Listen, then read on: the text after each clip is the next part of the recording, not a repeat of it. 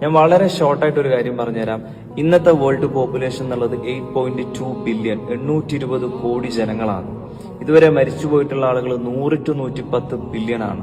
ഇനി ഫ്യൂച്ചറിൽ ജീവിക്കാൻ പോകുന്നതും ബില്യൺ കണക്കിന് മനുഷ്യന്മാരാണ്.